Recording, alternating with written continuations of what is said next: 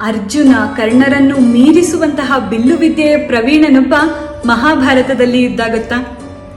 ಭೀಮನ ಮೊಮ್ಮಗ ಘಟೋತ್ಕಚನ ಮಗ ಬರ್ಬರಿಕ ಘೋರ ತಪಸ್ಸನ್ನ ಮಾಡಿ ಶಿವನಿಂದ 3 ವಿಶೇಷ ಬಾಣಗಳನ್ನ ವರವಾಗಿ ಪಡೆದಿರ್ತಾರೆ.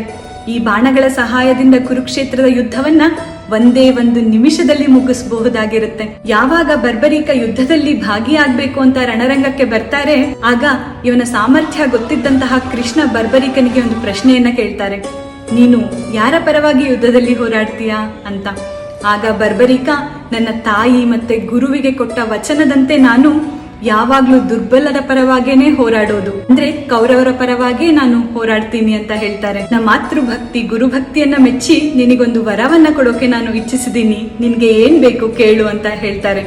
ಅದಕ್ಕೆ ಬರ್ಬರಿಕ, ಯಾವುದೇ ವರದ ಅಪೇಕ್ಷೆ ನನಗಿಲ್ಲ, ಆದ್ರೆ ಧರ್ಮ ರಕ್ಷಣೆಗಾಗಿ ಯಾವ ಕಾರ್ಯವನ್ನು ನೀನ್ ನನಗೆ ಕೊಟ್ರು ನನಗೆ ಸಂತೋಷ ಅಂತ ಹೇಳ್ತಾರೆ. ಕೃಷ್ಣನ್ಗೆ ಇಷ್ಟೇ ಸಾಕಾಗಿತ್ತು.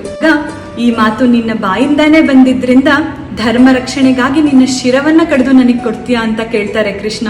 ಅದಕ್ಕೂ ಒಪ್ಕೋತಾನೆ ಬರ್ಬರಿಕ. ಕೃಷ್ಣನಿಗೆ ಹೇಳ್ತಾನೆ, ಆದ್ರೆ ನನ್ನದೊಂದು ಆಸೆ ಇದೆ, ಕುರುಕ್ಷೇತ್ರದ ಯುದ್ಧವನ್ನ ನಾನು ಸಂಪೂರ್ಣವಾಗಿ ನೋಡ್ಬೇಕು ಅಂತ. ಆಗ ಕೃಷ್ಣ ಬರ್ಬರಿಕನ ಕತ್ತರಿಸಿದ ಶಿರವನ್ನ ತಗೊಂಡು ಹೋಗಿ ಒಂದು ಎತ್ತರದ ಗುಡ್ಡದ ಮೇಲೆ ಇಡ್ತಾರೆ. ಅಲ್ಲಿಂದ ಕುರುಕ್ಷೇತ್ರದ ಯುದ್ಧ ಸಂಪೂರ್ಣವಾಗಿ ಕಾಣೋ ರೀತಿಯಲ್ಲಿ ಇರುತ್ತೆ. ಯುದ್ಧ ಗೆದ್ದ ಮೇಲೆ ಪಾಂಡವರು ಜಯವನ್ನ ಸಂಭ್ರಮಿಸ್ತಾ ಇರ್ಬೇಕಾದ್ರೆ ಯಾರು ಜೋರಾಗಿ ನಗ್ತಿರೋ ಸದ್ದು ಕೇಳತ್ತೆ. ಯಾರು ಅಂತ ಆಶ್ಚರ್ಯದಿಂದ ತಿರುಗಿ ನೋಡಿದ್ರೆ ಅದು ಬರ್ಬರಿಕನ ಶಿರವಾಗಿರುತ್ತೆ. ನಾವು ಎಷ್ಟು ಪರಾಕ್ರಮದಿಂದ ಹೋರಾಡಿ ಈ ಯುದ್ಧವನ್ನ ಗೆದ್ದಿದ್ದೀವಿ ಅಂತ ನಿನಗೆ ಗೊತ್ತಾ? ಯಾಕೆ ಹೀಗೆ ನಮ್ಮನ್ನ ನೋಡಿ ಹಂಗಸಿ ನಗ್ತಾ ಇದೀಯಾ ಅಂತ ಕೇಳ್ತಾರೆ.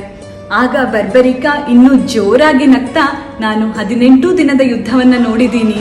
ಕರ್ಣ, ದ್ರೋಣ, ಭೀಷ್ಮರಂತಹ ಅತಿರಥ ಮಹಾರಥರನ್ನ, ಅವರ ಸೈನ್ಯವನ್ನ ನೆಲಕ್ಕುರುಳೋ ಅಂತೆ ಮಾಡಿದ್ದು ಶ್ರೀಕೃಷ್ಣ ಮತ್ತೆ ಅವನ ಅನುಗ್ರಹ. ಈ ಯುದ್ಧದ ಮೂಲ ಸೂತ್ರಧಾರಿ ಕೃಷ್ಣ ಅನ್ನೋದನ್ನ ನೀವು ಮರ್ತಿದ್ದೀರಾ ಅನ್ನೋದನ್ನ ಪಾಂಡವರಿಗೆ ಮನವರಿಕೆ ಮಾಡಿಕೊಡ್ತಾನೆ. ಕುರುಕ್ಷೇತ್ರದ ಯುದ್ಧ ಮುಗಿದ್ಮೇಲೆ ಸ್ವತಃ ಶ್ರೀಕೃಷ್ಣನೇ ಬರ್ಬರಿಕನ ಅಂತ್ಯ ಸಂಸ್ಕಾರವನ್ನು ಮಾಡ್ತಾನೆ.